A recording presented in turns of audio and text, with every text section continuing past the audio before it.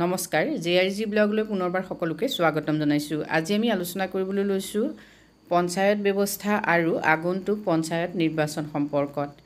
অসমৰ local government অৰ্থাৎ স্থানীয় প্ৰশাসনৰ এক ঐতিহাসিক পটভূমি আছে। যেহেতু অসমৰ পঞ্চায়ত ব্যৱস্থাটো অতি শক্তিশালী হয়।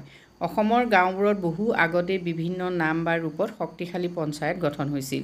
অসম গ্ৰাম্য পঞ্চায়ত আইনখন প্ৰযোজ্য হৈছিল 1948 চনত। এই আইনখন গৃহীত হোৱাৰ সময়ত পঞ্চায়ত আইন প্ৰণয়ন কৰি ৰাজ্যখনত পঞ্চায়তী ৰাজ প্ৰতিষ্ঠা কৰা ভাৰতৰ অন্যতম অগ্ৰণী ৰাজ্য আছিল অসম। 1948 চনৰ এই আইনখন সংশোধন কৰি তাৰ ঠাইত অসম পঞ্চায়ত আইন 1959, অসম পঞ্চায়তী ৰাজ আইন 1972, অসম পঞ্চায়তী ৰাজ আইন 1986 আৰু শেষত অসম পঞ্চায়ত আইন 1994 প্ৰণয়ন কৰা হয়। এই 1994 চনৰ আইনখন ভাৰতৰ সংবিধানৰ 73 নং সংশোধনী আইনৰ জৰিয়তে কৰা হৈছিল। 73 নং সংশোধনী আইনৰ জৰিয়তে 1992 চনৰ বিধানসমূহ সন্নিৱিষ্ট কৰা হয় ভাৰতৰ সংবিধানত। অসম পঞ্চায়ত আইন 1994 1994 চনৰ 22 এপ্ৰিলত ৰাজ্যপালৰ সন্মতি লাভ কৰি 1994 চনৰ অক্টোবৰ মাহত নিৰ্বাচন অনুষ্ঠিত কৰে।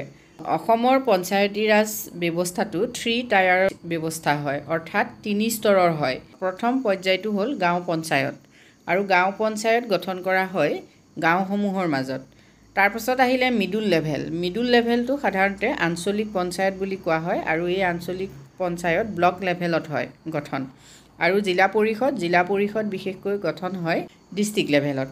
ষ্টেট ইলেকশ্যন কমিশ্যনৰ অধীনত 5 বছৰৰ মূৰে মূৰে 27টা ডিষ্ট্ৰিক্ট আৰু 13টা সাব ডিভিজনৰ মাজত পঞ্চায়ত ইলেকশ্যন অনুষ্ঠিত হয়। এই 3টা স্তৰত জিলা পৰিষদ, আঞ্চলিক পঞ্চায়ত আৰু গাঁও পঞ্চায়ত কিমান আছে? জিলা পৰিষদৰ সংখ্যা হ'ল 27খন, পঞ্চায়তৰ সংখ্যা হ'ল 185খন আৰু গাঁও পঞ্চায়তৰ সংখ্যা হ'ল 2197খন।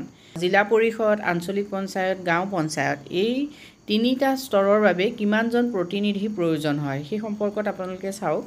জিলা পৰিষদত ৰিপ্ৰেজেণ্টেটিভ থাকে, অৰ্থাৎ প্ৰতিনিধি থাকে 420 জন।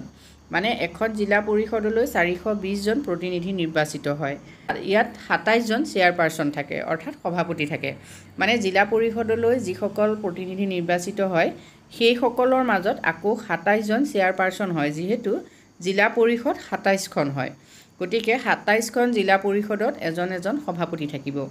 নেক্সট আহিলে আঞ্চলিক পৰিষদ বা আঞ্চলিক পঞ্চায়ত। আঞ্চলিক পঞ্চায়তৰ প্ৰতিনিধিৰ সংখ্যা হ'ল 2197 আৰু ইয়াত চেয়াৰপাৰচন থাকিব 185 জন, অৰ্থাৎ সভাপতি থাকিব 185 জন। মানে প্ৰতিটো আঞ্চলিক পঞ্চায়তত এজন আকৌ সভাপতি হ'ব। মানে যিসকল ৰিপ্ৰেজেণ্টেটিভ তাৰ মাজৰ পৰা এজন সভাপতি নিৰ্বাচন কৰা হয়। নেক্সট আহিলে গাঁও পঞ্চায়ত। গাঁও পঞ্চায়তত তেনেকৈ বৰ্তমান ৰিপ্ৰেজেণ্টেটিভ বা প্ৰতিনিধিৰ সংখ্যা হ'ল 21,970 জন। এই 21,970 জনৰ পৰা 2,197 জন চেয়াৰপাৰচন হ'ব, অৰ্থাৎ সভাপতি হ'ব। পুৰণি যি পঞ্চায়ত নিৰ্বাচনৰ ব্যৱস্থা আছিলে সেই ব্যৱস্থাত গাঁও পঞ্চায়তৰ ৱাৰ্ড মেম্বাৰ আৰু সভাপতি এই দুয়োটা পদৰ বাবে বেলেগ বেলেগ মানুহে মনোনয়ন দাখিল কৰিব পাৰে। দুয়োটা পদৰ বাবে বেলেগে নিৰ্বাচন অনুষ্ঠিত হয়। কিন্তু নতুনকৈ যিখন গাইডলাইন ইতিমধ্যে অসম চৰকাৰে প্ৰকাশ কৰিছিল, সেই গাইডলাইনছ মতে কিন্তু এইবাৰ সভাপতি পদৰ বাবে কোনো ধৰণৰ নিৰ্বাচন অনুষ্ঠিত নহয়। এইবাৰ যিসকল মেম্বাৰ হিচাপে চিলেকশ্যন হ'ব সেই মেম্বাৰসকলৰ মাজৰ পৰা সভাপতি নিৰ্বাচন কৰা হ'ব। ইতিমধ্যে অসমৰ পঞ্চায়ত ইলেকশ্যন সম্পৰ্কত অসম চৰকাৰে যিখন নতুন গাইডলাইনছ দিছিলে সেই সম্পৰ্কত মই আলোচনা কৰিছোঁ। মোৰ ভিডিঅ'ৰ ডেছক্ৰিপশ্যন বক্সৰ লিংকত গৈ আপোনালোকে টিপিলে সেই ভিডিঅ'টো চাব পাৰিব। যিহেতু অসমৰ পঞ্চায়তী ৰাজ ব্যৱস্থাত নিৰ্বাচিত যিসকল সদস্য থাকিব সেই সদস্যসকলৰ কাৰ্যকাল হ'ল 5 বছৰ। 5 বছৰৰ পাছত পুনৰ পঞ্চায়ত নিৰ্বাচন অনুষ্ঠিত হ'ব লাগে। ইতিমধ্যে আগৰ পঞ্চায়ত নিৰ্বাচনত নিৰ্বাচিত যিসকল প্ৰতিনিধি আছিলে তেওঁলোকৰ কাৰ্যকাল শেষ হৈছে। বৰ্তমান অৱস্থাত চৰকাৰৰ বা প্ৰশাসনৰ অধীনত পঞ্চায়ত ব্যৱস্থাটো চলি আছে। এতিয়া অতি সোনকালে যিহেতু চৰকাৰে পঞ্চায়ত নিৰ্বাচন অনুষ্ঠিত কৰিব লাগিব। 25 চনত পঞ্চায়ত নিৰ্বাচন অনুষ্ঠিত হ'ব। এতিয়া 2025 চনত কেতিয়া পঞ্চায়ত নিৰ্বাচন অনুষ্ঠিত হ'ব সেই সম্পৰ্কত যিহেতু এতিয়া এটা প্ৰশ্নবোধক চিন। মুখ্যমন্ত্ৰী মহোদয়ে ইতিমধ্যে আজি অলপ দিনৰ আগতে এটা কথা ঘোষণা কৰিছিল যে 2025 চনৰ ফেব্ৰুৱাৰী মাহত পঞ্চায়ত নিৰ্বাচন অনুষ্ঠিত হ'ব।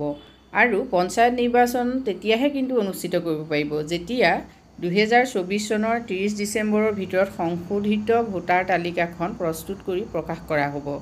অৰ্থাৎ পঞ্চায়ত নিৰ্বাচন অনুষ্ঠিত কৰিবলৈ হ'লে এটা চৰ্ত আছে। চৰ্তটো হ'ল কি 2024 30 ডিচেম্বৰৰ ভিতৰত সংশোধিত ভোটাৰ তালিকা প্ৰস্তুত কৰি উলিয়াব লাগিব।